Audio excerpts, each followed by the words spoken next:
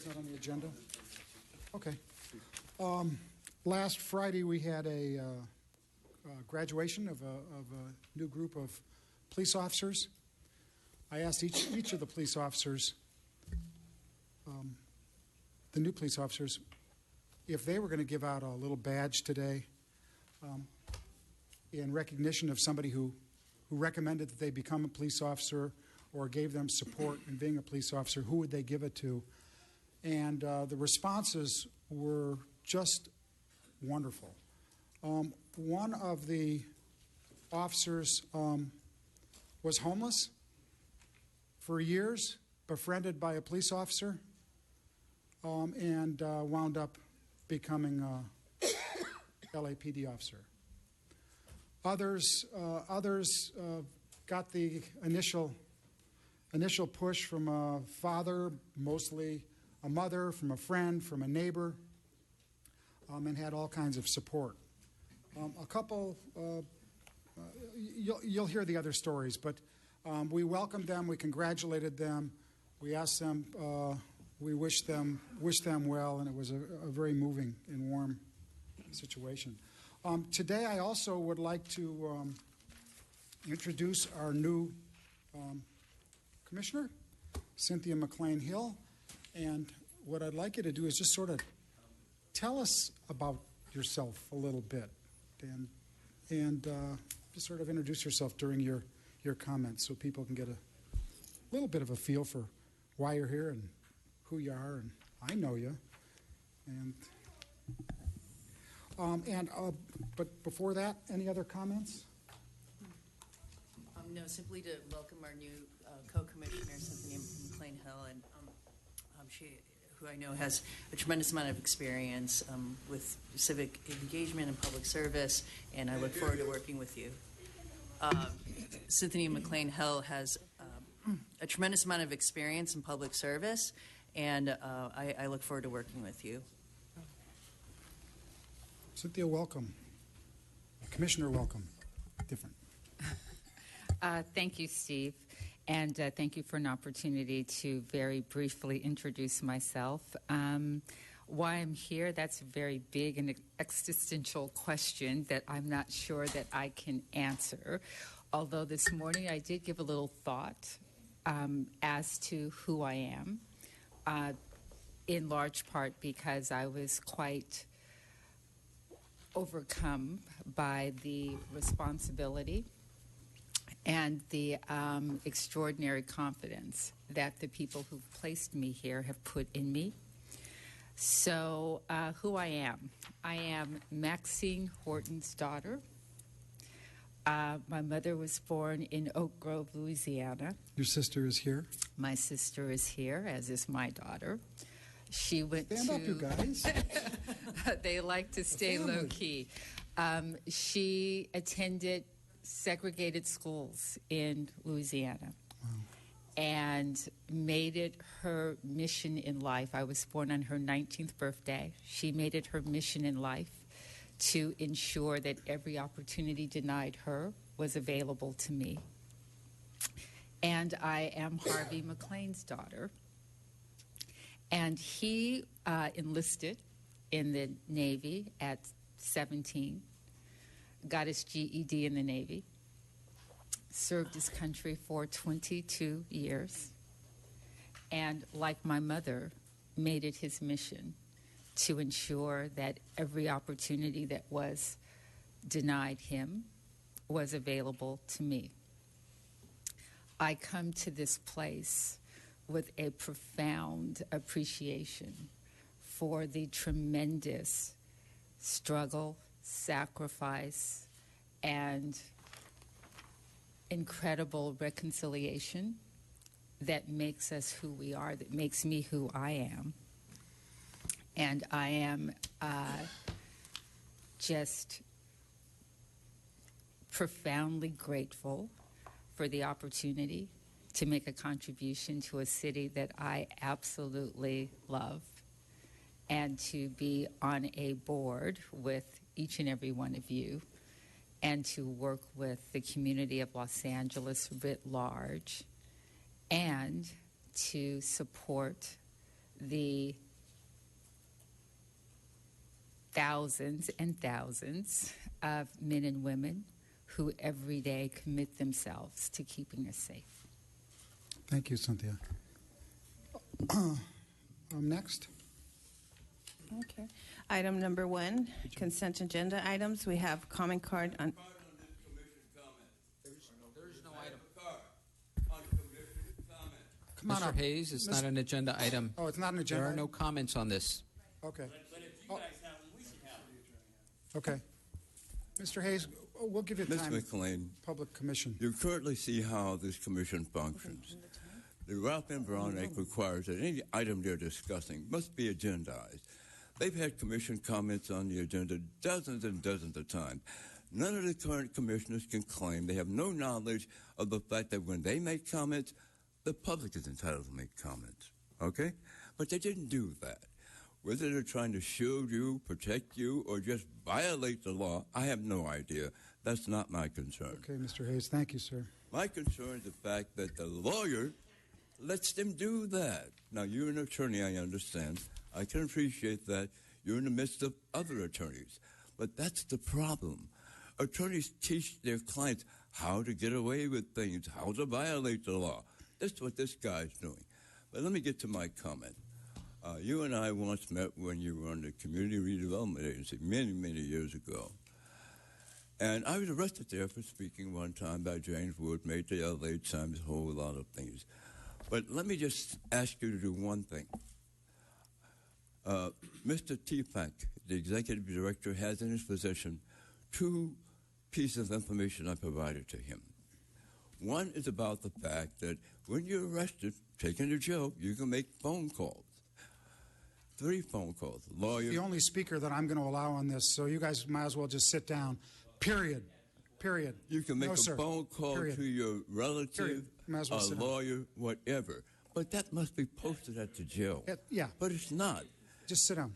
Tens of thousands of people go into our jails being denied this constitutional due process right.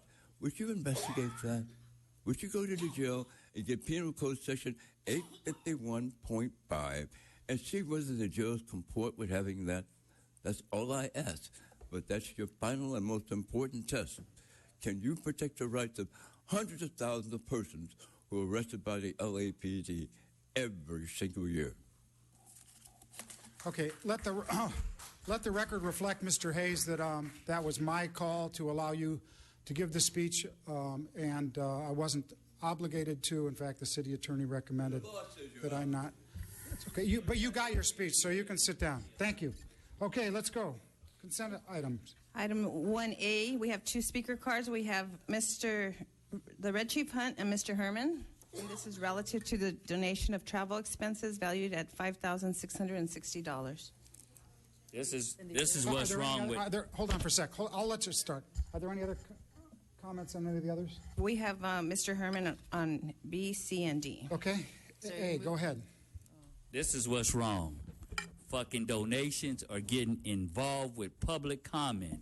If we got a new commissioner and you guys speak on it, we should be able to speak on it. Fuck these donations and fuck Steve Soveroff in his ass. Thanks for not Mr. taking the Herman? full 2 minutes. Okay, next. Who's up now? Mr. Herman? Mr. Herman?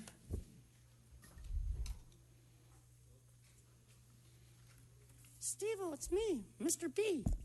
Hey, Steve-O, good morning. And to our new commissioner, it's very difficult to read in here when you have such hostile environment, a work environment for the public. You know, Steve, you get so red, you remind me of a kosher Mr. dog. Herman, this is relative to the donation. Oh, that's right. I'm sorry. I'm just This is your last warning to be on topic. Next, we'll stop your time. Okay. And this is your last warning for speaking Sure. out of turn. May I speak Last now? 'Cause warning. you're interrupting Next me. time you're out. You're interrupting me. Thank you. This has to do for August 24th, Steve. 2016. Do a good job, Herman. You're a good puppet. I just want the public to know that this alternative resolution for a value of money, which I can't count yet. I'm still going to school, but it's okay. I'm on topic. has to deal with how people deal with police foundation money. You see, when Herman was in school, he learned that when you give donations, you get something back in return, like an envelope. Stash it inside, and you walk away. But in this particular item, Mr. Silveroff, the developer, the $1 million developer, this deals with the foundation for youth. And I'm a youth. See, I'm very cute. That's why I come every time to see you, Steve. I miss you so much. I remember now. So going back on topic, Steve, Herman the puppet wants you to know that we value this donation highly, and together we can benefit for the public. So youth people of the public, thank you for the donation. You did a great job of sponsoring Mr. Silveroff and his crony friends. Thank you. Mr. Herman, you have a comment card also for 1B. Let's, I move to approve item 1A. second. All in favor? Aye. Anyone opposed? Okay, 1B. Herman? Yeah, I'm Herman. I'm not the puppet, Steve. Regarding the report, August 5th, 2016, relative to the donation of a rental hall for a value of $2,500. Why can't you use the assembly hall here or the auditorium, Steve? Why do you have to go somewhere else and do everything else elsewhere? You can save the public a lot of money, Steve. Don't you get it? I'm done. Thank you. We have a motion for approval. So moved. All in favor? Aye. Aye. Okay, we have Mr. Herman for 1C. Go ahead. Tell him, B. Oh, okay. Going on item C, department's report dated August 4th, relative to the donation of an iPad subject again. Remember when LASD ripped off the public with iPads? You remember that when the superintendent, the highest paid jerk, stole from us kids iPads and sold us cronyism iPads? You know, it's very difficult to deal with life when you know that iPads go in the wrong direction with the wrong information of gigabytes. See, I know that a gigabyte's bigger than a millibyte, and a centipede is smaller than a millipede. But when we have proceeds valued at $1,000, $655 for just one iPad, I find that offensive, Steve. You have friends, Steve. You have friends that can donate lots of money the same way I won't talk about it. You know what the problem is, the overdevelopment. But going back on the Los Angeles Police Foundation for the benefit of Valley Traffic Division, as set forth, Steve, really? Do you think that this type of donation is necessary for those pro and accessories? See, I brought Mr. Herman's accessory. It's a headphone device, but it's not it connects to an iPad as well. Okay, Steve, I believe I'm finished with this one. Thank you. We have a motion for approval, number C. So moved. All in favor? Aye. Aye. We have Mr. Herman for 1D.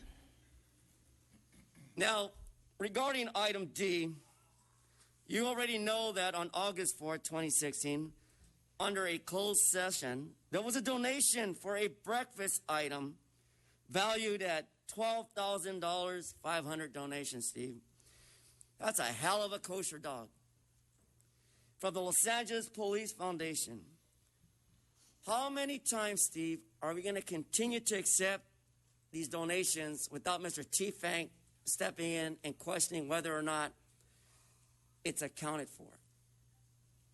How many times, Steve?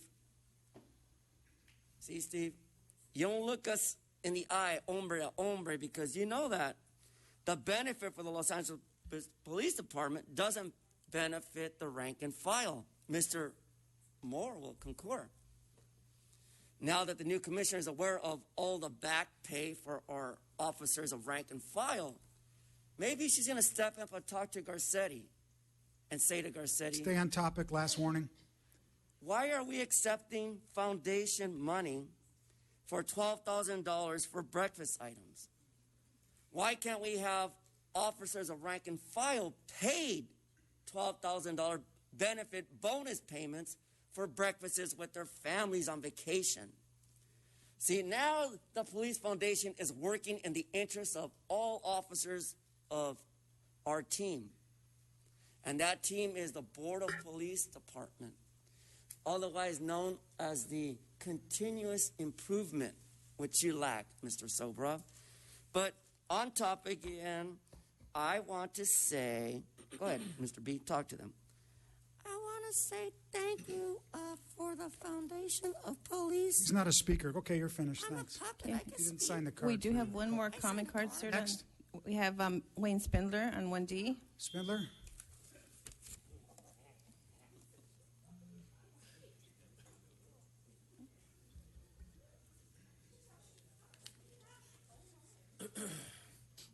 Thank you very much.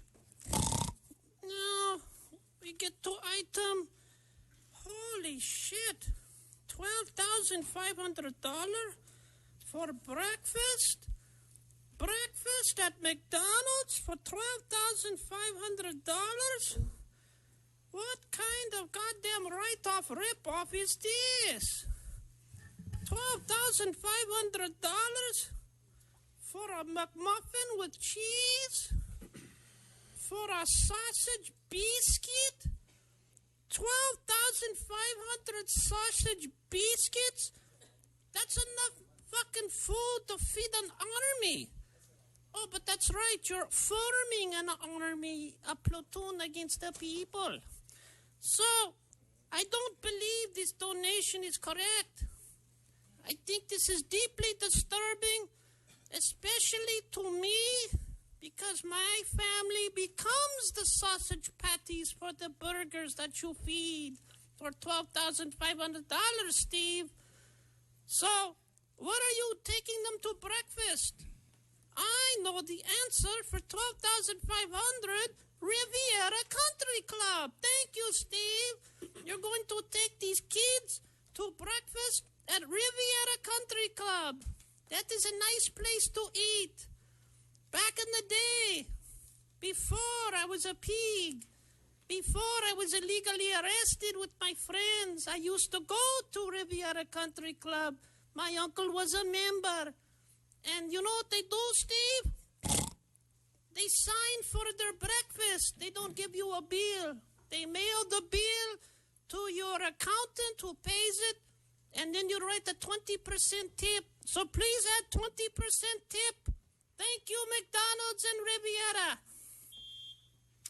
Motion for approval? Move to approve this item. All in favor? Aye. Aye. Okay, report of the chief. Item number 2, report of the Chief of Oh, I'm Police, sorry. Chief Moore. Morning, Chief. Good morning, Commissioner Sobroff and the members of the commission. We welcome a new commissioner. I had an opportunity to meet yesterday, and on behalf of Chief Beck, men and women of the Los Angeles Police Department welcome you as a member of our commission and look forward to your leadership on this commission. Chief Beck is out today on vacation and well deserves some time away from the shop, and so I'm happy to be here. And we'll report on significant instances. First, last Tuesday was National Night Out, as has been previously announced, and events were held throughout Los Angeles. I attended National Night Out at the Mission area up in the Sylmar area and enjoyed some conversation with a number of community members and people who were engaging law enforcement at our individual stations. Those occurred, again, as I said, throughout. It was a very productive night and one that showed that Los Angeles, as much as it is made up of 4 million people and spread across 460-plus square miles, that it is a city of neighborhoods, a city of communities that come together and can work towards common goals. This past Saturday, we also had an opportunity to see the LA Rams Fan Fest. It was held at the Coliseum. The department, as well as the city of Los Angeles, is looking with great anticipation to the Rams' return to Los Angeles, and this Saturday's game involving the Dallas Cowboys and the Rams will be our first full experience with policing and providing security and safety. But Saturday was a good opportunity for the department, working in a unified command with both the Coliseum and NFL, as well as our city partners and in Public Safety Net, to ensure that those attending the Coliseum event, both arriving, their time there, as well as their departure, was safe. It was celebratory, and everyone had a enjoyable evening. I also want to point out that this past event was the department is shifting in its deployment strategies relative to events at the Coliseum. And Saturday, the last day of our deployment period, which is historically one of our more challenged deployment days, the non-geographic areas of the department actually provided the bulk of the policing resources to provide for the various posts and security of that event. And that was very helpful in that it allowed our deployment levels throughout the city not to be negatively impacted. That day also was an officer appreciation event, a citizen group that assembled in Hollywood area and did a march from Hollywood Station to the front of the CNN building at Sunset and Vine. It was a good middle of the day. It was an opportunity for, again, to see our men and women supported by members of our community, vocalizing their support for the bravery, the honor, and the service that our people do. Moving over to our crime statistics and traffic information, this past weekend, with the added deployment that I've talked about, as well as in a moment I'll talk about the continuation of our violent crime strategies, we saw a very comparatively a good weekend in regards to the middle of the summer as to our level of violence. This past weekend, we did suffer 6 shots fired victims, people who were injured as a result of gunfire and a homicide. And while that is too much and still continues to fuel our greatest challenge, which is the increase in violent crime here in Los Angeles, comparatively, it was the best weekend we've had in well over a month. And last year, we had 12 shootings during the same weekend. So this reduction allowed us, through the course of the week, to reduce our overall violent crime to where we now sit at 14.5% of an increase. That is a reduction from just 4 weeks ago of over 16% rate of increase in violent crime. So the efforts by the organization in moving towards where our violence is occurring and working with our communities in partnership to quell that violence and to reduce the number of victims, shooting victims particularly, that are in our communities, is something that we believe we're seeing results with.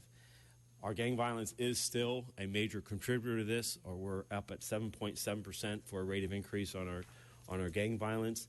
And as we move through the coming weeks, we will continue our strategies of focusing the bulk of our discretionary resources in one of 4 geographic areas in primarily South Los Angeles.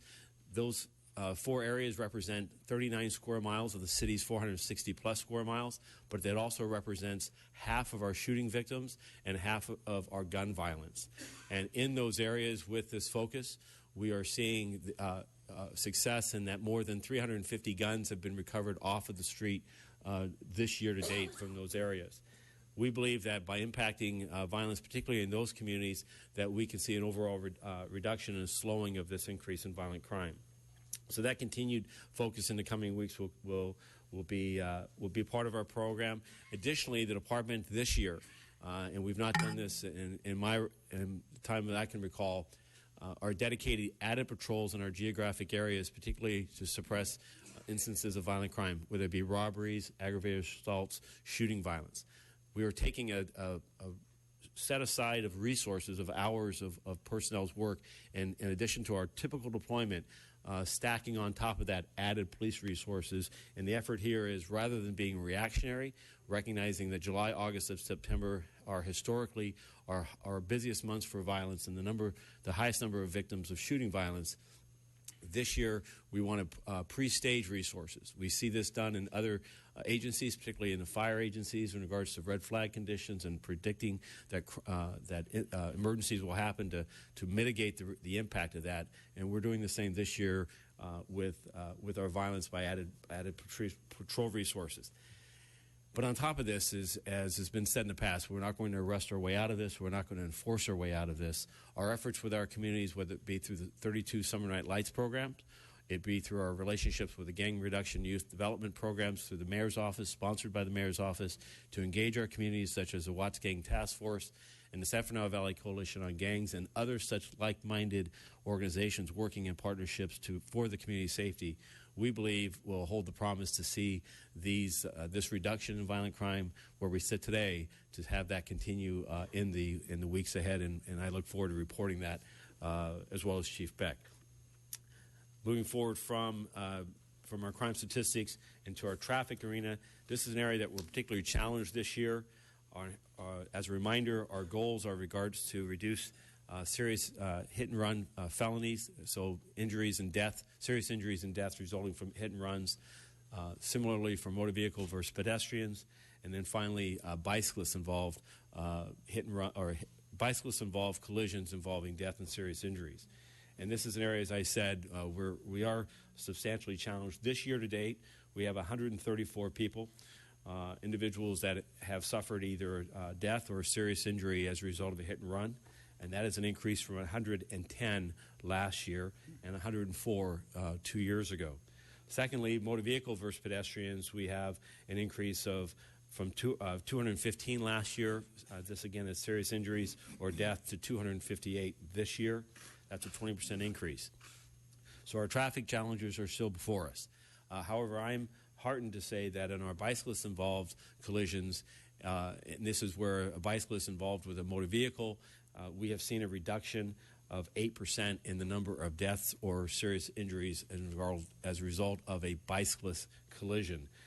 So what's important here is that in each of these arenas, whether it be hit and run, motor vehicle versus peds, and bicyclists, is that the preventive nature of this is for our commuters, our people who are on bicyclists, people who are pedestrians, is to be aware of the rules of the road and be defensive in their actions.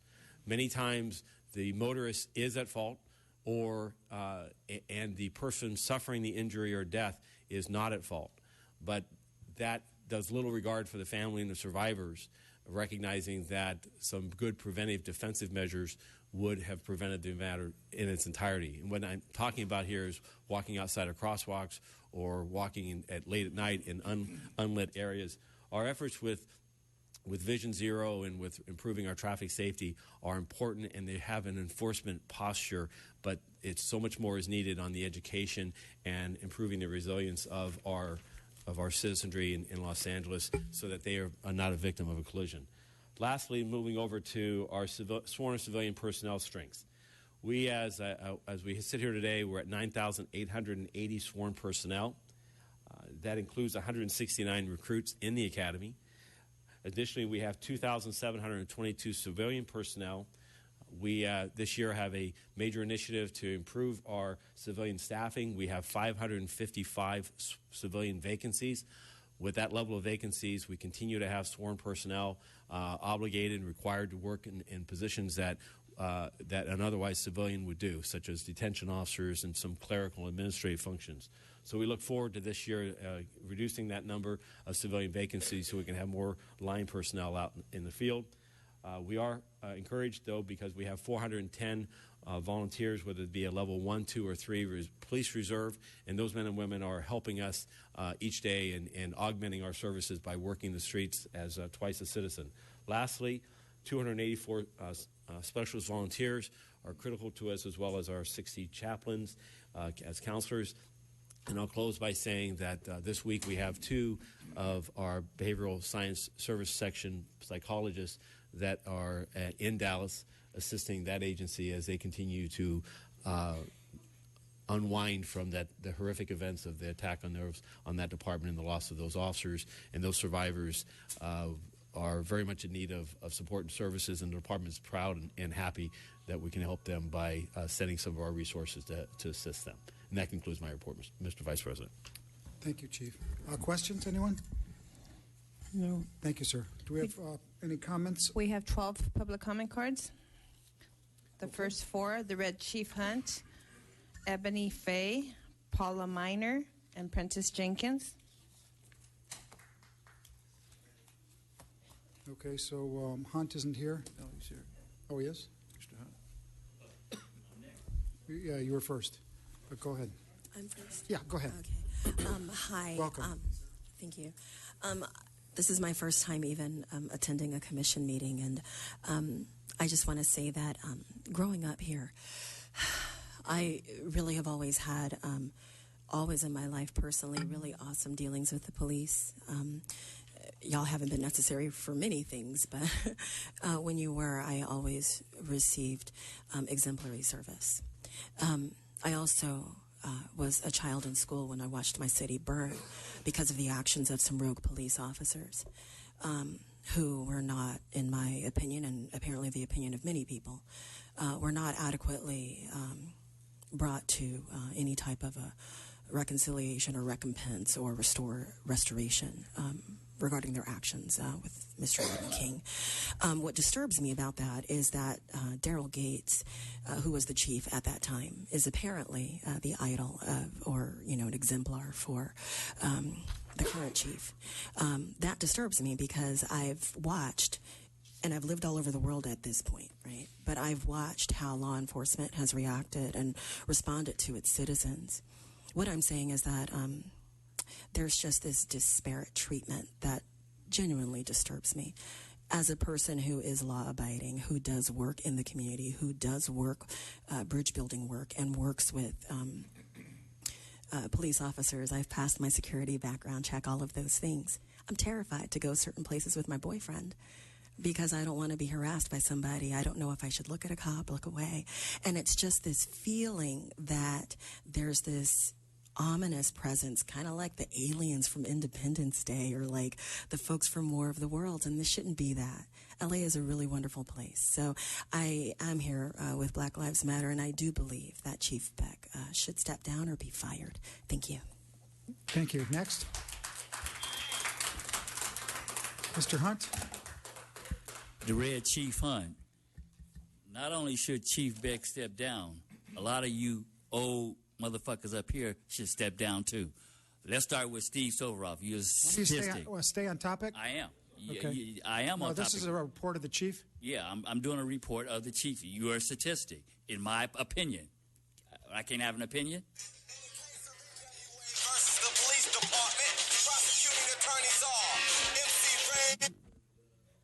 Now you guys gonna turn it off. You see, this is why we don't like you, because you are not fair. You do not represent the public. You do not represent the statistics. You do not represent none of us. We're part of all statistics. This is why we're with Black Lives Matter, because we're part of that statistic. You motherfuckers don't care if we get shot. You motherfuckers don't give a goddamn about that bullshit. You motherfuckers running through the garden shooting our young little man. Fuck you. Fuck LAPD. I'm sorry you had to hear the truth, ma'am. These motherfuckers, these white motherfuckers gonna use you as a puppet. And after they get through using you, they gonna throw you out your... Eric Garcetti's full of shit. See? Thinking every nigga is selling narcotics. That's all they do. Give them a right to shoot. They shoot you dead in the back. They shoot you in the side. They shoot you any kind of way. This is why everybody say, fuck LAPD. And fuck Stephen Roth, who's supposed to be a vice president of LAPD. And he ain't shit. He's a goddamn jackass. This is why we having so many killings. We got jackass leadership, and we're going to have jackass killings. You see?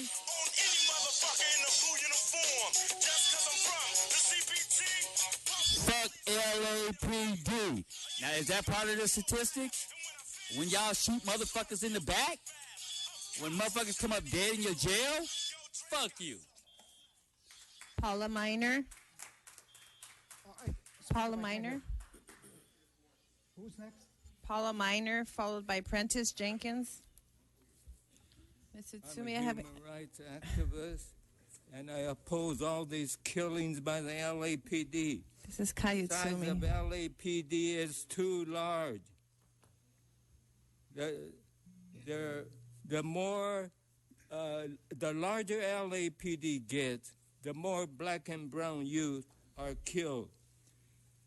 And all these lawsuits against LAPD that is won by victims of LAPD is not paid by LAPD. The city and the taxpayer pays. Why? LAPD did a killing. Why does the taxpayer have to pay? Chief Beck needs to go. Too many unarmed black and brown youth unnecessarily killed and found in policy. Murder is found in policy. The commission needs to recommend, this commission needs to recommend that Beck is fired or resign. This commission found Ezell Ford being murdered. The police was out of policy, yet Chief Beck did nothing to punish these officers. Beck must go. Beck must go. Beck must go. And going back to the size of the LAPD, there's too many police under Safer City Initiative in Skid Row to criminalize black homeless people. They're there to criminalize black homeless people, to take their property, to make life miserable for them when they're just trying to survive. Beck must go. Beck must go. Beck must go. This commission must do something. Okay, thank you. Next. The next speaker, Paula Miner, please. Thank you. Welcome, Paula. Good morning. My name is Paula Miner. I'm a member of Black Lives Matter. I'm a mother of 3 and grandmother of 8. I have been coming to the Police Commission on a regular basis since April 12th, 2015, when Riddell Jones was shot, a serious officer-involved shooting, and then on this past July 12th, this commission decided that her shooting was within policy, despite the fact that it was said that she was shot in the back, et cetera, et cetera. Because we've been coming to this commission requesting transparency and accountability, we decided at that time that we needed to speak to a higher authority. We need to speak to perhaps the mayor, because all the members of the commission are political appointees. We know that they represent what the mayor wants them to represent. We know that they often forget that they are supposed to be a civilian commission representing the interests of the community as well as overseeing LAPD. So not to be off topic, because we are regularly punished or arrested if we speak off topic, I just want to speak about a significant incident that occurred this week. Near our encampment, a homeless man was having distress. He was shouting. One of the security guards in the city hall called for help.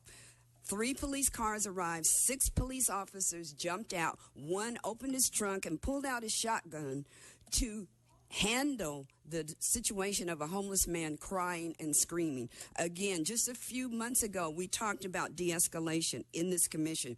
Chief Beck talked about de-escalation. Chief Beck talked about having mental evaluation units. And again, what's said here does not appear to get to the streets. So what we're calling for again is Chief Beck to leave. Chief Beck's firing. And I ask all of those who are here today who stand with Black Lives Matter with our message to fire Chief Beck and support our encampment to please Next speaker, stand. please. Next speaker. Prentice Jenkins. Mr. Jenkins. Beck must go. Thank you. Okay, thank you. Next. Prentice Jenkins, followed by Mr. Herman. No, folks, that should have been a 3, public comment. I didn't want to comment on this. That should be a 3. Okay, we'll move it to 3. Thank you, Mr. sir. Herman, followed by Ted Hayes and Akili. Anybody closer to the mic can go ahead.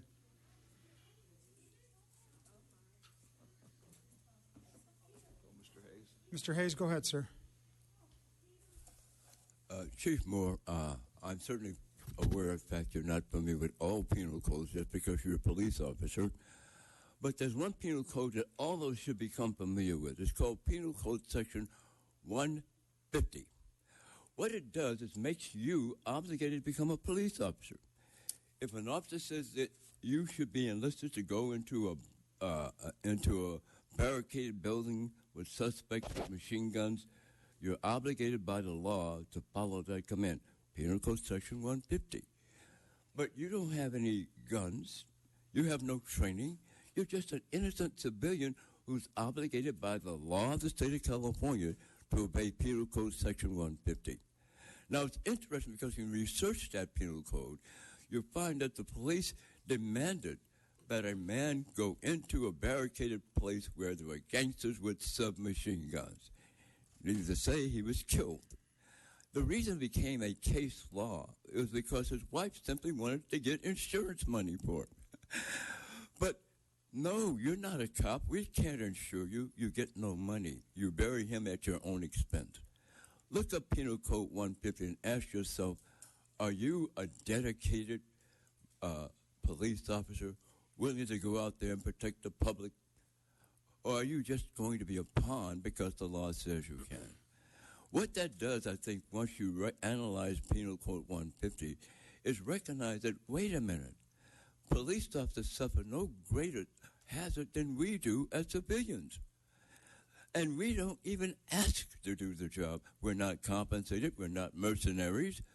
But look at Penal Code 150 and then analyze the position of the public of California against the actions and activities of the police department.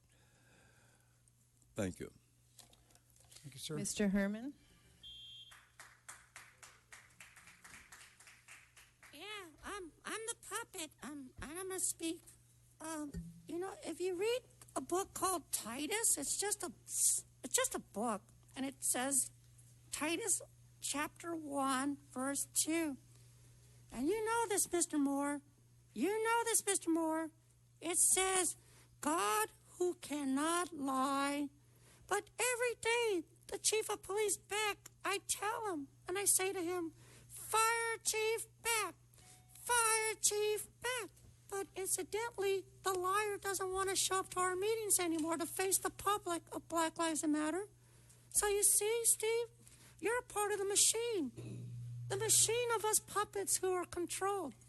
You're just one part of the element, killing people, innocent civilians, daily. Daily. Just so happens you said only 1 month's gone by, no deaths. But I have a theory. What happened to Dean Ferguson's son on his bicycle ride in Malibu? Was that a TMU assassination? It's just a theory. Was it a TMU assassination? Is that a theory? Or was it because Mr. Dean Ferguson ruled in favor of public comment from the Ninth Circuit and said, let the public say offensive things and you sit your ass down there and tolerate it? But instead, you pull out your guns and your tasers and your handcuffs and you beat the... Oh, calm down. Okay, let me get back, Steve. So see, Steve, like Samson to Delilah who fell in love, let my soul die with the Philistines, Steve. You know that Bible scripture, Steve? Because you need to look into this allegation of a theory. Was Dean Ferguson killed? Get on topic, okay? Team? Yes, I'm dealing with crime, Steve, in Malibu when he got killed on a bike. Last warning, Malibu's not city of L.A. Steve, Last please, warning. please. On topic. See ya. Akili, followed by Wayne Spindler, Lisa Simpson, Mariela Saba, and Eden Sekiro. 29 days. 29 days. 29 days. We have been here across the street. What do Eula Love, Margaret Mitchell, Riddell Jones, Waukesha Wilson have in common? They were all black women who died at the hands of the police. And as we use the dog whistle and codes of South LA, we know what it means. We know that it takes a consent decree or conviction to make changes here because people don't speak truth to power and demand that accountability for killing us be a part of what's happening. So we don't trust you, which is why for the past 29 days, some of us have been here to say we are calling for Chief Beck's firing. 21 of us have been killed in this city at your hands. It is time for Chief Beck to go. You cannot restore trust through suppression. You cannot restore trust and support through killing us. So until that happens, we will not trust you, and we will see you not as a voice for us, but more as a rubber stamp for them. Thank you.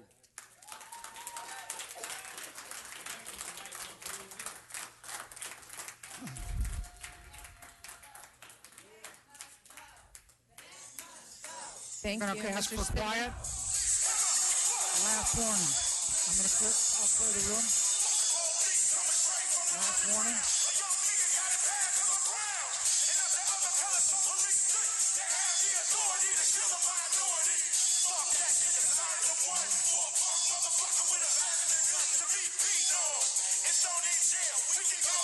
Nothing changes.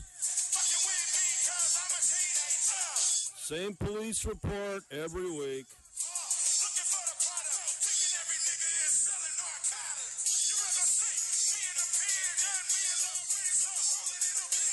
Let's see what we got here. Brendan Glenn, Waukesha Wilson, Brother Africa, Riddell Jones. How many prosecutions of the cops? How many federal lawsuits pending? By the way, that's a trick question. There's 5. You know why there's 5, Steve? There's 4 people, Steve. Because in one case, the witness got assassinated. That's an extra one. How come people are being assassinated, being witnesses in federal cases against your department? Did you put that in your statistic? Alice Hill versus LAPD, Mr. Leroy Hill just happened to be gunned down 2 days before his deposition? Really? I don't think so. You run a thing called the Threat Management Unit that uses LAPD detectives, operatives, TMUs, and TROs, and false arrests to fucking suppress people in your investigations. Did you put that in your report? And how about our good friend Detective Lytle? You gave him another $50,000 settlement. You know why? You don't want Detective Lytle to write a book and tell you what really happened at Rampart. That's right. Fuck you, Steve. Next. Lisa Simpson. Is this thing working? Lisa Simpson, followed by Mariela Saba and Eden. Welcome. Welcome. My name is Lisa Simpson. I'm the young black mother that your officers killed son on July the 25th. This is what I don't understand. Not one of y'all called me and said, we're sorry. Y'all shot my son down like he was a piece of meat. This is the things that you're teaching your officers out here in the streets. Y'all lied to me last Tuesday when I had my march at y'all building, right here. Oh, somebody's going to call you. Oh, in 24 hours, they're going to call you. 48 hours, they're going to call you. 72 hours, they're going to call you. It's been a whole week. Ain't nobody called me. You can't even tell me who killed my son. I can't even get no help because you guys are putting in the papers that my son was this bad character. Y'all didn't know my son. Y'all don't even know me. But y'all defamating and slandering my character all over the United States. But y'all not telling them we murdered this lady's child. This is a grieving mother. We can't even help her. All we can do is downplay her, talk to her bad, lie to her, slander, defamate her character, make her feel like she's nothing. But I'm a black woman with integrity. Y'all don't know me, but you gonna know me. I'm not gonna stop fighting. All I'm gonna do is put my hands up and tell you to put as many holes as you put in my son. He was 18 years old. His life just started. Y'all killed my son in the Nickerson Gardens, kept him out on the ground for 11 hours before y'all even let me see a shadow of my son's face. It took a week before I can actually see my son's body. And none of your officers, none of your chiefs, none of your superiors have even called my phone and say, ma'am, we're sorry. I want the officers off the street that killed my son. I don't want him off with pay. I want him prosecuted. Can you do that? Can you make that happen, Mr. Moore? Since you playing second-hand man to the chief, can you make that happen? Can you give me some answers today? Because I'm going to keep coming down here until I get some answers. You got something you want to say to me, Steve? What do you want to say? Because to me, you act real prejudiced. I see how you look down on the people. You don't even know me, and I don't know you. Your But I'm time's not up, going to but look down on you like you that, asked sir. me if I have something to Yeah, say. do you have something you have to say? Yes, ma'am, I do. Okay, I'm listening. Okay. We will make arrangements in the next 24 hours for you to be contacted. I heard that a week ago in You did- 24 hours. did you How hear many it? 24 hours do I have to wait before y'all give me something? Y'all not telling me nothing. You heard what I said, Chief. Yes, if Lieutenant Chris Roberts or Chris Ramirez, will you please speak with this young lady and get her contact information, and we will have someone contact you from can you Force do that now? Investigations Division. Oh yeah, Okay. y'all told me that thanks. last Next week. speaker. I can only help you today. Okay, Thank you. you're not gonna help me, period. But I'm gonna help y'all though.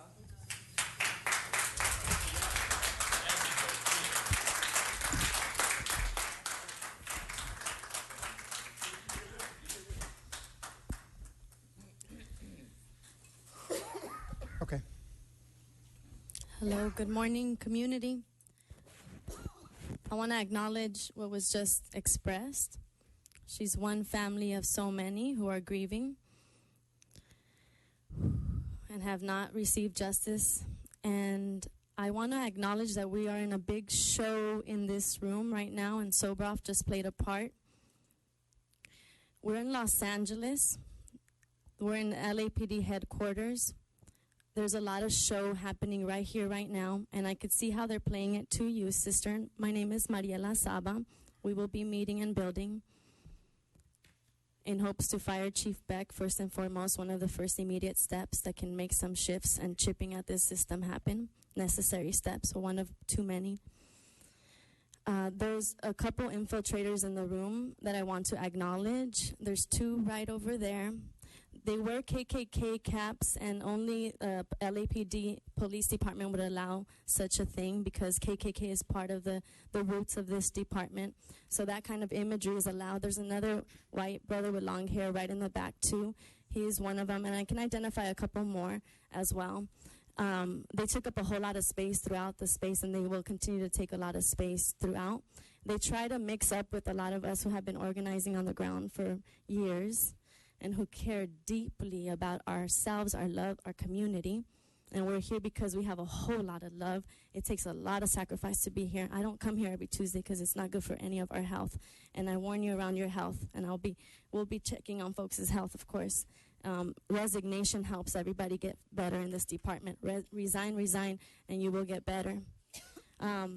The show, too, the chief's report was much longer than you'll ever hear it. It's also a whole lot of language and messaging. You're going to be receiving so many messages from a lot of folks who are moving you as a black woman, and I'm coming as a Palestinian Mexicana sister to let you know. The other sisters have been very silent. I hope some of the shifts here with more women can do something, but the change does Next not speaker, happen please. there. It happens here. And so you got to join. Thank you. Let's see. Hello. Hey, folks. So I want to echo that and hit some bullet points so we can think about how infiltration's been working in the show you've been entering. So the tactic and impact of infiltrators, and there's a few here we already talked about. There's the one of naming issues, so you kind of make it a visible devil. So we'll talk about you, a developer, or we'll talk about the $12,000 for food. And it sounds like they're saying things that like, oh my God, that's terrible, but they're not that bad. So we can just kind of hear it. It's out there. It's good. We move on. Then there's the tactic and impact of embodying violence, right? Like the imagery, then it makes it look normal. Like you're tolerating Nazis, you're tolerating KKK, you're tolerating loud people. Like they said, use you as a puppet, then throw them out. Let the public say offensive things and tolerate it. All of these visuals that you set up, so you act out what you fail to do with us who are speaking substance and truth to you. Like right now, not hearing me. Because it's so scary when you get called out.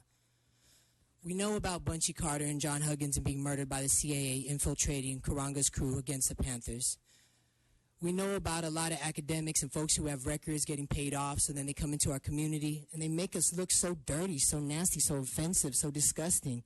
You do not empower me with trying to make it visible KKK and Nazis. Your noise, and I don't know what they have against you, and any of you, same with officers, what there is that keeps you tied to this machine, but it's not going to last for too much longer. And we could do a lot of healing together, and we can transition you out of these jobs. And I honor you for trying to take care of your family and believing you're protecting and serving your community. I feel you, I understand you. But we have other jobs and other work to be done, and we're going to defund continually the prison system, the jails, so you'll have no need even for being armed. You have no need right now. And I know that that confusion is really heavy on you, and you want to protect your money and your property because that's what laws were made for, to own land and own people. But we're much smarter, we're much more clear, and you don't have to be a part of it. Infiltrate from inside. Interrupt. Next speaker, please. We have no other speakers on this item. We're now on item number 4. I'm sorry, item number 3, public comment period. We have 14 comment cards. Okay. The first 3, Prentice Jenkins, the Red Chief, and Nia Minor.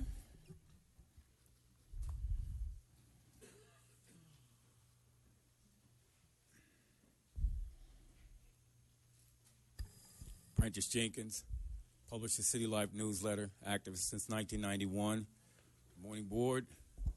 Good morning, Vice President Soboroff. And good morning, Mrs. McLean Hill. You're the new member. They'll show you how you got to have a granite jaw for something like this when you're in the pit now. One of the things that I continue to try and promote is that subcommission of activists. I believe we need dialogue. Believe it or not, I'm still one of the holdouts who believe that Chief Beck should not be fired. He should do his job. Don't get me wrong. They're all right. Any other police chief would have been fired. But what's happened is what Chief Beck has and this board has is a grenade, and you've pulled the pin and you're holding it down. I don't believe that Chief Beck should hand it to another chief of police. I believe he should feel around in the dark, pick that pin up, and put it back in. This is his grenade. This is the board's grenade. It happened on your watch. You have to fix it. I've seen him fix it before, back in the 80s when he went undercover getting rid of bad cops. So that's the man for the job. They paid him $1.6 million over 8 years to do his job, and he hasn't done his job yet. So he can't get out without doing his job. He's got to arrest those cops that killed Ezell Ford, right? Find out what happened to Waukesha Wilson. Find the truth about Riddell Jones getting shot in the back. I'm like Switzerland and the United Nations. Somebody has to get between the bullets and start talking, and that's what I want. I want a subcommission where we actually get together and we actually start talking. Because we don't talk, you're just going to keep shooting. Thank you, sir. Next. Red Chief Hunt, for the record. I want to illustrate what this illustrates. You motherfuckers up there. This is what this illustrates. Now, our forefathers wrote the First Amendment and said this shit was legal. But a lot of you guys don't understand. This shit is really legal. The white people was protected. Just like they protected up there. This is why they got the right to kill, because they protected. See, these motherfuckers ain't going to come back and say nothing about them shooting your kids, because you know why? They protected. And it's just so sad that you guys really don't understand the First Amendment and civil law, because if you guys did, you guys would be right like me, suing their ass every other 2 years, and I sue their ass every 2 years and actually win. Because these motherfuckers, these white motherfuckers are protected.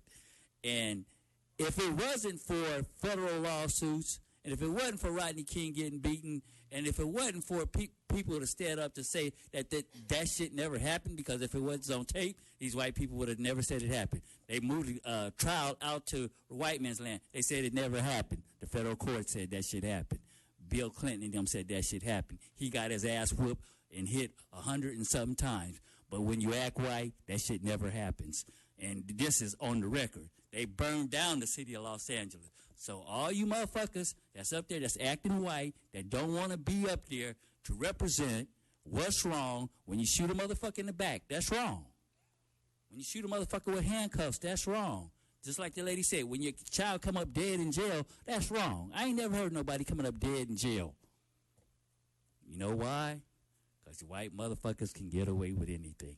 And that's what this represents. If you read my article in the LA Times about the KKK, they say it's reverse discrimination. Because you know that the white people can do anything they want to. And fuck Steve Stovoroff.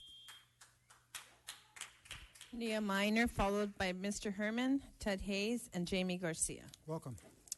Hi, Nia Minor with Black Lives Matter. I just want to point out a few things for you, Cynthia, and also for this commission in case they forgot. The commission, the police department, and the chief of police is so insane that it fell victim to psychotic hysteria after hearing 3 words: Black Lives Matter. The fact that the chief of police hasn't been fired, so many police officers have been found in policy for killing civilians, and the general disrespect towards family members as they come to speak shows that. Let's also be aware of divisive tactics in LAPD marketing. As you walk in, you see the "we take care of our own." Being aware of the constant lack of accountability and protection of murderous police. Be aware of the history of oppression and brutality, apathy that this police department promotes and this commission is complacent in. The murder of civilians persists. Waukesha Wilson, Riddell Jones, Keith Bursey, Ezel Ford, the son of this woman here. Be aware that this commission is a civilian commission, which is supposed to represent the community, but it doesn't. It's supposed to represent not just one community, but all communities. Be aware that skin color determines what justice and amount of protection you get from this department, the DA, and the commission. Be aware that people on the board with you choose to play a specific role: the apathetic, silent, white supremacist patriarchal role, the quell free speech role, the arrest community members role, the disrespectful and biased role. Listen to how they talk to community members. Look to your right and your left and see black skin, Latino skin, Asian skin, European immigrants who choose to wear a white mask. You're on a board that can't see where the red flags are, that can't see where public safety is crumbling, that can't see where the system is fundamentally flawed by design. So we're here every Tuesday, and we've been outside City Hall for 29 days to Next voice speaker, our please. demands, Thank you. to hold this department accountable, and to demand that Chief Beck is fired immediately.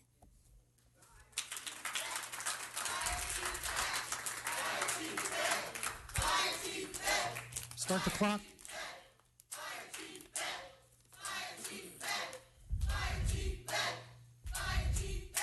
Mr. Herman, please. So he said, "Let my soul die with Philistines." And he said, "I shall pull down this house." And in the book of Judges, Samson took his action. He came to the reality of death. He took down the house of the Philistines. The same way people here today wish to take down the house.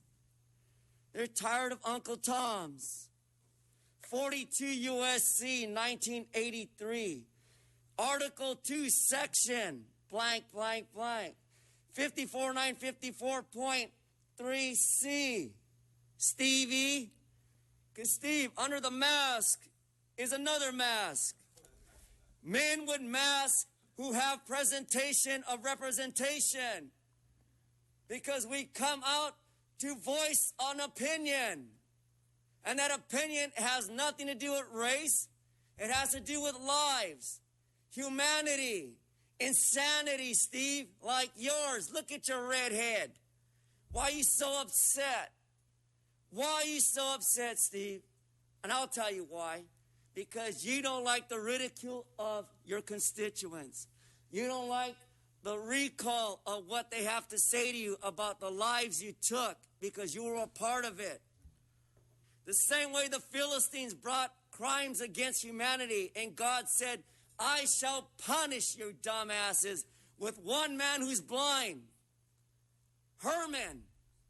Herman is blind, goddammit. He doesn't go to church.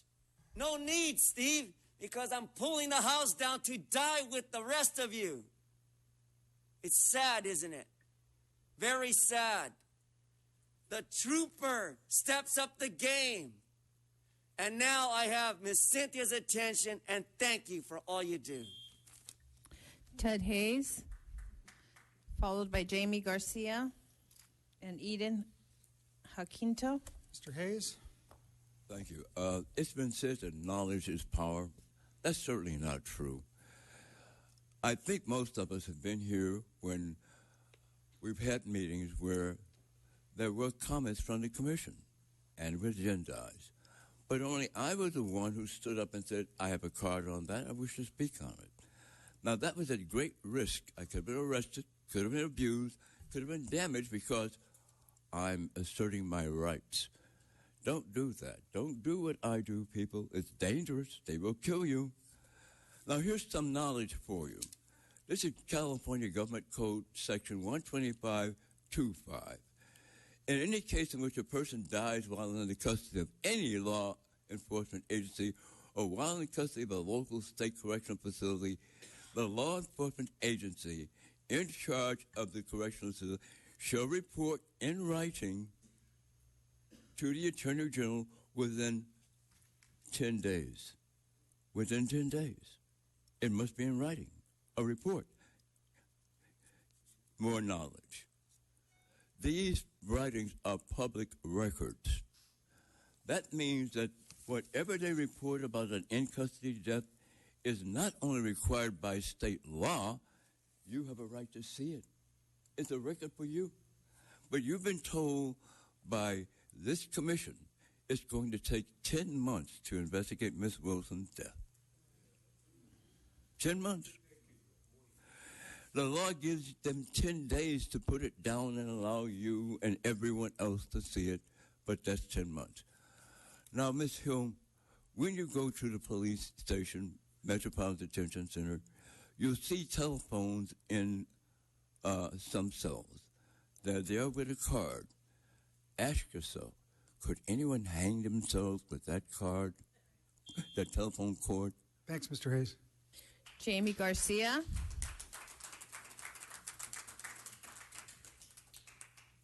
And after? Eden Jacinto, Mariela Saba, and Leah Renee. Okay. Good morning. My name is Jamie Garcia, and I'm with the Stop LAPD Spying Coalition. So our coalition is basically concerned regarding how counterterrorism programs are becoming a part of domestic policing. We are exposing how behavioral surveillance and theories of radicalization are debunked by academics worldwide. Yet LAPD's counterterrorism programs are founded on such theories. But there will be plenty of time for you to further understand our work. But I hope you're already familiar with Suspicious Activity Reporting Initiative, with Operation Laser, with PredPol, and etc. My main concern today, Cynthia, is how will you treat this community that continues to make time to be at a Tuesday morning meeting at 9:30 a.m., which is extremely hard to accomplish? Will you follow TFANC's advice to not listen to our letters of concern, to not start a pen pal relationship with us? Or will you take the advice to not validate our concerns, which is a quote again? Or meet with us, quoted again? We have proof that these comments were made. We know how to file public records requests. You see, LAPD is the most murderous police force in the nation in 2015 and continues to lead the nation. We come fierce, we come fed up, we come with the feeling that enough is enough. Over 1,000 biased policing reports in 2012 to 2014, and none of these complaints were sustained. No follow-up or investigation. Will you join this bandwagon and approve such reports, or will you take a stand and demand more? We come with endurance, and we come with resolve. This police force is corrupt, it is murderous, it selfishly steals resources, and it's a failure. We know that crime still continues to rise, yet we know that 54% of the unrestricted budget goes to LAPD. My question is not will you do, but what really can you do? Your powers are only powers of recommendation, but will you use your voice? Or remain silent like many of these board members that rubber stamp every LAPD report that comes their way? What will you do? Next speaker, please. Eden. So I was taught that we live in systems that create and are created by institutions that are protected and maintained in roles, you know? So we live in systems based on values like white supremacy, patriarchy, racism, sexism. Those are also systems, but they got that value. That create and are created by institutions like the police, city hall, media, corporations, Hollywood, education system, police, military, that are protected and maintained by roles like the Inspector General, Assistant Chief of Police, Executive Director, Police Commission, Commissioner, Police Commissioner, Police Commissioner, Police Commissioner, Legal something something, Police Commissioner. And each have interests like you and me to get food, to get rent, to maybe fill up their Jaguar, their BMW with gas. And so each role has a responsibility, like eliminate all threats with the gun on the hip, and the weight around your gut. Like keep heads in beds in the prisons and detention centers so we can keep getting federal money. Like count that child and put them in that room because they're loud and they're hungry because they had to take care of their baby sister, but we need to count their head to get money for today in this public facility. And because of these responsibilities, because we got interest, got to get that money, get that thing, get what you need, right? You're going to do what you're told because you are a good soldier and a good listener and a good child and a good citizen and a good person, and you're so good.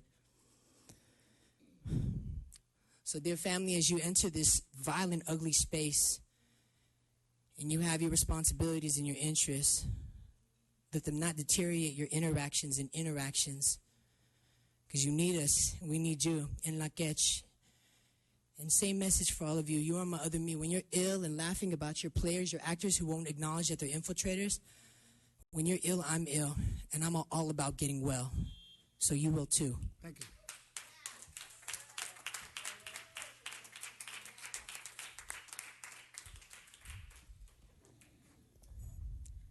Thank you for gifting. We do a lot of gifting here as a community, representing our loved ones, bringing our whole body, mind, and spirit into this space. Because we have vision, because our ancestors had vision, that we too would carry on their legacy and we would keep fighting. We're under attack every day. Our life is threatened every day by the systems that Eden helped describe very well here. Our lives are under attack, so we fight back because I have a right to exist. I was born in LA.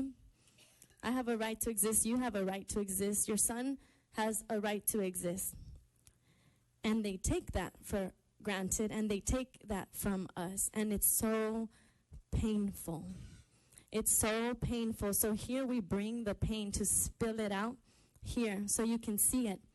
Oppressors always slapped us and hit us not to cry. After raping us, after murdering us, after beating us, they don't want to see the pain they create. They're not well, like Steve Sobroff, who is definitely ill, and ill like Trump, ill like all the folks who are just ill representations and manifestations of genocide, of slavery. You are those manifestations, and you're sitting next to them now. Boundaries, healthy boundaries have to be really strong. How you move in there is going to have to be very much with us. It's the only way. With the truth, it's the only way. You're now sitting as a black woman, another person of color body, like the many who are in this room right here, armed, unfortunately still, being used. But even the infiltrators that use folks of color, our bodies keep being used. This is your body. This is our lifetime. You're now defending the most murderous police department in the nation and beyond. You cannot do that. We cannot defend that. Our ancestors deserve better. Next speaker. Leah Renee, followed by Wayne Spindler and Lisa Simpson. Hi, my name is Leah Renee. I'm a property owner in the City of Los Angeles Coastal Zone, Pacific Palisades Bluff, located in Council District 11. First, I want to say with deep gratitude, thank you to all those LAPD officers and public employees who've gone to great lengths to uphold the rights of the people of the City of LA, even in the face of retribution from public actors operating illegally behind the City of LA glass wall. Second, I learned about a widespread pattern of altering records, concealing material facts, and violating the LAMC and state law in the City of Los Angeles. On July 20th, 2016, and leading up to that time, I learned of substantially illegal violations of the penal code regarding builders and a few city employees, which appeared to be evidence of white-collar crime occurring in CD11. On July 20th, 2016, I tried to file a complaint with the West LA Police Department regarding the falsities and violation of the LAMC and State Penal Code, but again I was denied. I have been repeatedly denied, and I too have been told, you will get back to me, you will get back to me. I have been here 4 years on almost a daily basis, and what I have covered is that every day I can pick up the falsities like leaves on the ground. It's criminal. It's criminal. And when I filed a complaint, they told me to shut up. And when I filed a complaint, they told me if you don't stop speaking up, we will take retaliatory measures against you. And they have been taking retaliatory measures against me and my property for 4 years. I am white. I am single, I am a woman, and I feel less than as an American because I cannot file a complaint against wrongdoers in West Los Angeles CD11. Why is that fair? On one note, they are putting poo-poo shit into the ocean in violation of the Federal Clean Water Act, and nobody speaks up. Next speaker, please. Wayne Spindler. If I could, Commissioner Vice President, if I could, Lieutenant, before we begin here, Lieutenant Ramirez, will you please gather this woman's name and contact information, and we'll follow up and we'll report back to you relative to if this is a policing matter or another city department best handle this concern. That's right. Good rumor control, Steve, putting the old infiltrator shit out there. Google rumor control. Sorry, jack off. I got your rule book. Remember, Steve, after May 13th, I became a new man. I had to go back to the old way, Steve. So let's go back. The Ezell Ford shooting. Go to the Superior Court, take the complaint, and read the complaint of Miss Alice Hill versus the Los Angeles Police Department. You're out there 29 days. You go to the Superior Court. Do it today. And get that complaint and read the complaint by her lawyer. Mr. Leroy Hill was a main witness in the Ezell Ford shooting. He was promised security and protection if he came forward, if any witness came forward in the shooting. Leroy Hill said the cop was an unsubstantiated shot, and Ezell Ford was not supposed to be shot. It was not a threat. 2 days before the federal deposition, for the attorneys for Mr. Ezell Ford's estate, Leroy Hill was gunned down in his car driving and shot dead, but the other passengers were not harmed. That's a pretty good shot, Steve. But you know, they got a blogger out there, Steve. They got a blogger out there talking some stuff, like the night of the shooting. They cordoned off all the blocks around the Ezell Ford house. And there were 2 suspects taken into custody who claimed that the police were shot at, but there were no arrests. And the 2 gentlemen the next morning left out the back door of the station and weren't bugged. Steve, conspiracy to commit murder in a federal investigation, Steve. That's what you signed up for, lady. God fucking help you. Lisa Simpson, followed by Najee Ali and D.A. I'm going to keep standing in y'all face. Miss Cynthia McLean Hill, how you doing, sister? I'm going to tell you what you up against, because they don't know me and they don't know where I came from. You feel me? You up against a lot of people that want you to do things that you ain't going to be willing to do. Don't be afraid of your skin, mama. Don't let them make you do things that you don't want to do. If it's right, stand up, because they going to stand up for theirs. If you know the truth and you really real with it, I went to your mom's school back in the days, you feel me? We don't got no black people out here that's going to back us. We have no country that's going to back us. Obama, the president, he not backing us. But when we try to back ourselves, the alternative is to kill us. I've marched on 2 police stations. No weapons, nothing.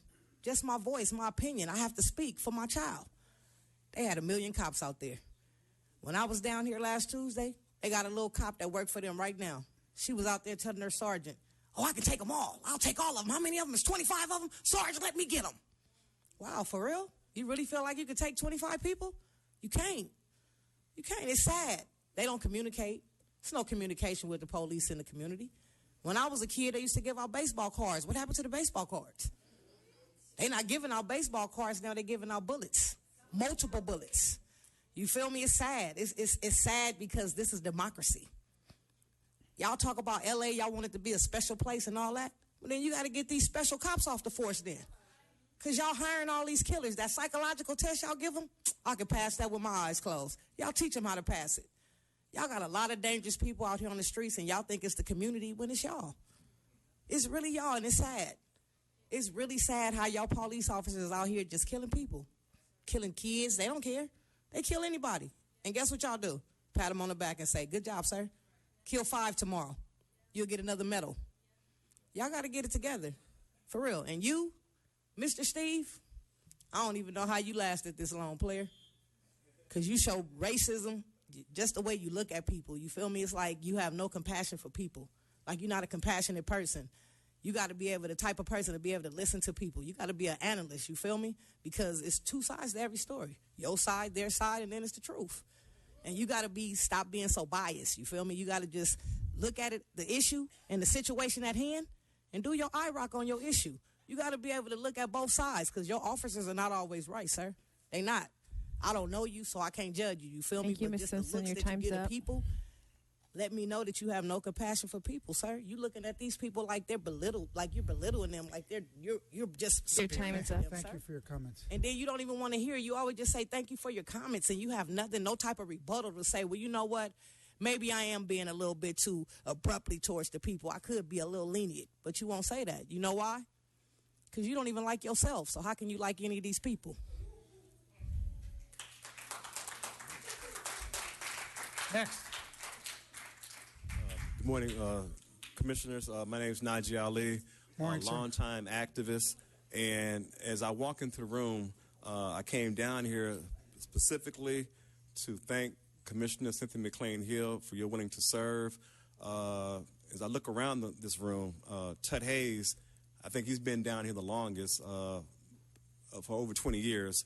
I've been coming down here consistently for over 20 years, fighting for police reform. It's well known I've led a lot of major protests against LAPD, and we lobbied to have you, Cynthia McClain Hill, because South LA has had the most problematic relationship with LAPD since I was a child. Since the days of the Watts riots, Eula Love, Ezel Ford, I can go on and on and on. But we do have faith that you will be a voice of reason, and that at the end of the day, that you will look out for our community, because our community, wanted you to have this seat on this commission because we know your long history, your long track record of being a fighter for what's right in this city, dating back to your days as a student of UCLA. Yes, I did my research on you. I know you remember the UCLA 8, so I know you have a history of standing up, for what's right. So we welcome you, and we're hopeful that your voice and your vote will be heard as you sit with your fellow commissioners. And I want to thank all of you for you willing to serve in what I think is the most difficult commission in this city. So thank you for volunteering. Thank you, sir. The next speaker is DA, followed by Audrey George. And then I do have a card with no name on it. It just says general public comments, so if you submitted it. Is that the last? And that's the last one. Okay. Go ahead, sir. Hello, my name's DA. I'm a local Rastafarian. I shot the sheriff, but I didn't shoot the deputy. Thank you, Mr. Marley. In the 1980s, security guard companies had a directive, international, between private entities and governmental entities to replace white security guards across the country with black security guards. Thinking being, if it's a black person, you can't be prejudiced. So that it's a way of avoiding transparency for a white racist agenda. These black security guards, their other purpose was to create a divide and conquer situation. That was based on apartheid policy that changed in the 1980s. And by the way, apartheid collapsed in 1989. So we're clear on that, how well that works. Now, I'm speaking to you as a person who was tortured almost to death by the NSA for several years. These black security guards, who have taken the place of white security guards, I came across a lot of federal agents and such security guards in my years of surveillance by the NSA. I've seen some psychological characteristics that are similar to in these people. A lot of these young black security guards grew up in crack neighborhoods and developed what I'd call a Brady Bunch inferiority complex, which made them willing to act as the agents of a white racist agenda. And I've also noticed what this commission is basically is something that covers the forced underdevelopment of black and Latino communities with bad faith, pretending that they are actually watching the activities of the police when they are not. These commissions, the mayors and local authorities that support these. Next speaker, please. Allow the destructive behavior of the police. Is there another while speaker, or is that satisfying it? post-civil We have Audrey rights George. PR requirements. This commission should enforce citizens' rights. Time's and up, not just sir. Point them out. No secret police. No secret police. Time's up. No secret police. Join my call. This is our concentrated effort against a You're secret. taking time with the next speaker. that manifests in different ways. Audrey George, please. Welcome. Hi, we have a new commissioner. Seems to me like this is an opportunity for the commission to make real changes. I want you to stop thinking of BLM as a thorn in your side. I want you to stop thinking of BLM as a fringe group that's totally impotent. I want you to start acknowledging Black Lives Matter's legitimate and reasonable demands. How many signatures do you need to see on petitions before your minds get open? How many crying family members do you need to hear from before you can feel their pain? Please wipe those blank faces, those blank looks from your faces, and show some empathy to the people that come here week after week. Please stop letting the LAPD put targets on the backs of black and brown folks with impunity. Please hold our officers accountable. Please start acting as a real civilian commission, oversight commission, and not as political appointees that are under the mayor's thumb. Please look at what it says on the walls, integrity and all we say and do. Please look at what it says, respect for the people. I don't see that ever. Please hold our officers accountable. And since Chief Beck has refused to do that, please support his removal. I just want to say that the only silver lining that's happened in my recent layoff from my job is that I can come here to these meetings. I really hope that you will change the time of these meetings so that more people can come, working people, people Thank with you. 9-to-5 jobs. Thank you. And we have one more card. Welcome. Domestic military arm of the United States government. And as such, right, your job is to police and suppress and oppress people of color and poor communities. It says up there to protect and serve. Your job is to protect property rights, right? That's originally where the police came from. And you sit behind this wall of power and you feel like you can't be touched. This is not a threat. Please don't take that way. But what I'm saying is the people who ran the government of South Africa felt like they couldn't be touched. The people of the government of Nazi Germany felt like they couldn't be touched. What you're doing is wrong, whether you realize that or not, right? You operate in the interest of the state and you suppress people who are actively searching for justice. What makes me sad is that they actually come here to ask you for justice. This is honor. You were not. And the thing is that the moment that they realize that justice is a human right, God gave that to them. You have no power to give that to them. The minute that the people realize that justice is a God-given right and a mandate, all of you are out of a job. We have no other cards on item number 3.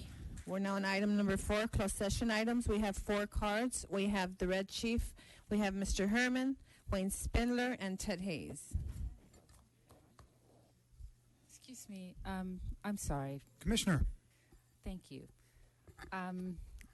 First, I have sat on a lot of commissions, and so I know that it is an extraordinary... Turn that off, will you, please? Extraordinary breach of protocol to respond to public comment.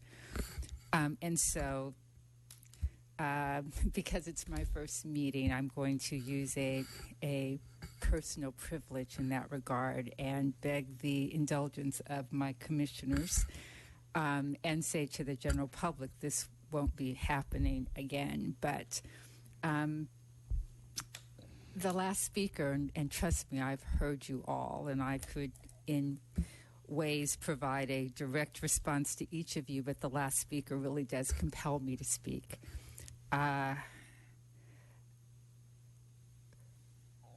What I can tell you that I believe and that I know is that power concedes nothing without demand. And under no circumstances would I ever want people's expression or manifestation of hopefulness to be in any way scorned or discouraged. And the very things that the last speaker made reference to are the things that give me hope. The fact of the matter is, Nelson Mandela and tens of thousands of people worldwide brought down apartheid. It's not perfect. It's a work in progress. It's still happening. But change occurs. The fact is, and I tell people all of the time, that I'm mindful that my family history includes people who were enslaved. That I sit here today is a measure of what consistent, messy, hard-fought progress looks like. And none of us has the right to give up. None of us has the right to disparage the contribution of others, however it shows up.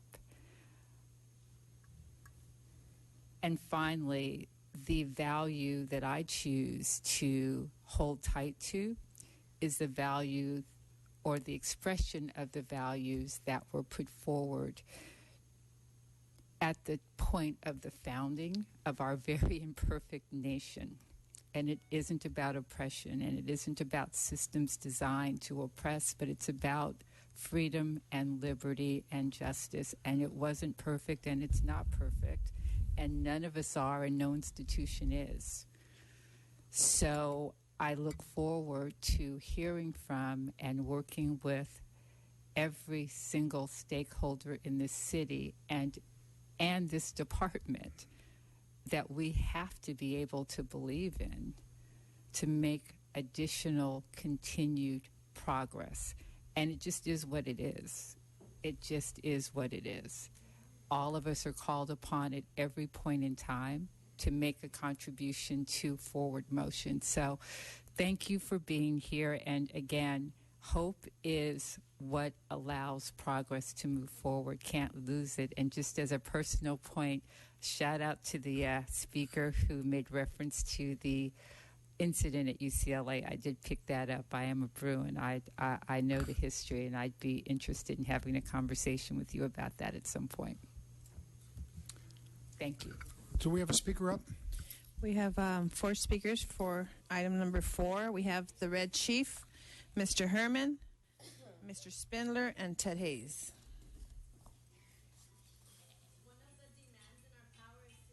Is the Red Chief here today? Okay. Mr. Herman, you can begin. Well, now that we're talking about public employees and discipline, it's not that we have a covenant with nations, but rather we have something to do which we do not know. God. What does God do? So, in any shooting or any incident, I brought up this old memory.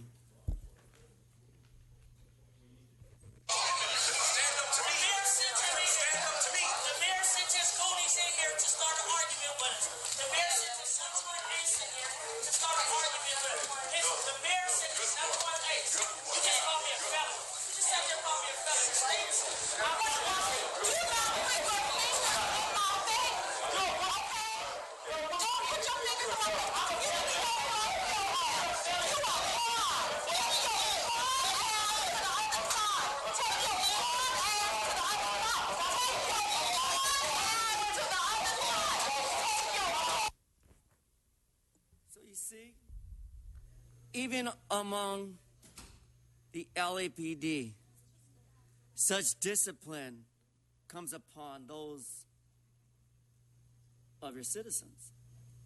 Such discipline is a response to an action of objection.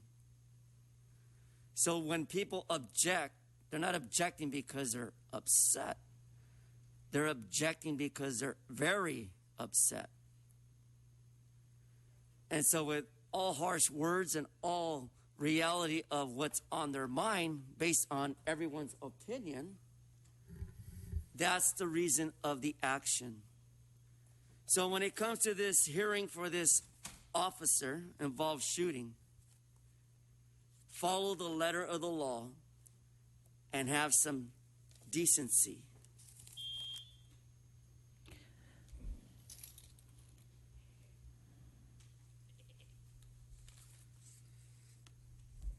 So the only way is change. And what you're going to do is on your first day, Cynthia, you're going to go back there, and that bald-headed fuckhead over there and the two Muppets over there are going to go back and clear another cop without further comment. And what you need to start doing is start finding some of these people out of policy. Because every goddamn time they're within policy, they go to federal court, they sue under 42 U.S.C. 1983, and the city settles with them between $400,000 and $4 or $5 million. So if they're getting settlements out of federal court, then you're making a bad fucking decision. That's the problem. Your decisions do not equate with federal law. So this commission is violating federal law then. So you don't need that. You got to start right here, right now. Now, on the agenda, they didn't have election of officers. Now, you should become the president because you're the only one that speaks to these people. This bald-headed fucking clown won't. He'll arrest everybody. These two Muppets over here, intelligent women, but they're scared. You don't look like you're scared. So get up there and step up and take over this commission and start doing the things that Commissioner Madison started. Commissioner Madison started the right things. She wanted to know why 1,400 straight complaints of African Americans alleging abuse by Latino officers were all affirmed as department policy specific guidelines. Then she left. Saltzman, he got weak. He got weak in the knees. So we need a strong leader to turn this shit around. Because right now, I've got not one, I've got two litigations against the department right now because they will not stop fucking with me. I go over and talk, they won't stop fucking with me. Mr. Hunt, they won't stop fucking with them. Mr. Herman, they won't stop fucking with them. You got to get these people to stop screwing with people. Next speaker. Chad Hayes. Mr. Hayes. How many more? This is our final speaker, sir. Officer-involved shooting. You hear some of us step up and mention the Brown Act quite frequently. The Brown Act says something that's important about this method of dealing with closed session items. The board will reconvene in open session to announce its decision, if any, regarding matters considered in closed session. When we look at the Brown Act, it's more detailed than that. it indicates that each member must state what their vote was. They never do that. They simply come back and we said we made a decision one way or the other. But the act itself is more precise than that. It requires that each member say, I voted yes, I voted no. Sounds simple, right? But they don't do that. And you know, it amazes me because the Brown Act says that each member should be given a copy of the Brown Act. And it also points out that if any one of you are at a meeting wherein the Brown Act is violated, you're all guilty of the violation, and it's a misdemeanor.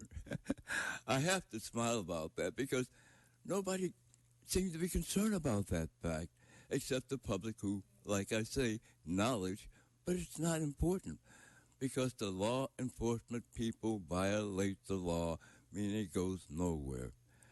It has to go before a tribunal, a trial of fact, punish these people of L.A. by making them pay millions of dollars. But look at the Brown Act about what you must do when you come back into closed session, from closed session, about this officer-involved shooting. Let's see whether you can get it right this time. Thank you. There are no other comment cards. The Board of Police Commissioners. The Board of Police Commissioners will now recess into closed session to discuss item number 4A1 in accordance to Government Code 54957.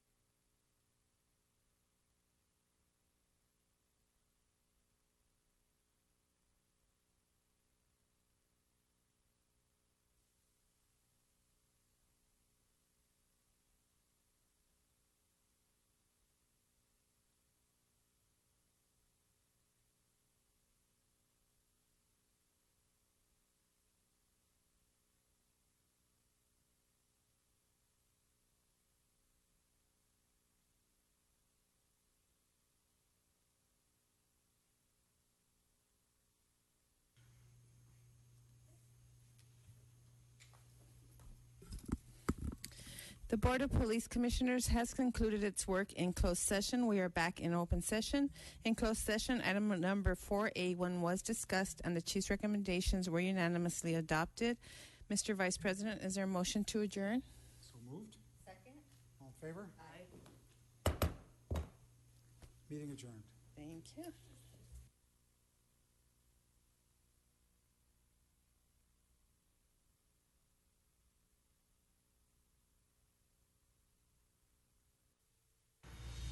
Excellent. Cut, print, we're moving on. Hi, I'm Shane Woodson on the set of Cain and Abel here in Hollywood. You're watching LA City View, Channel 35. Our city, our channel. Okay, I need my actors back on set, back in position.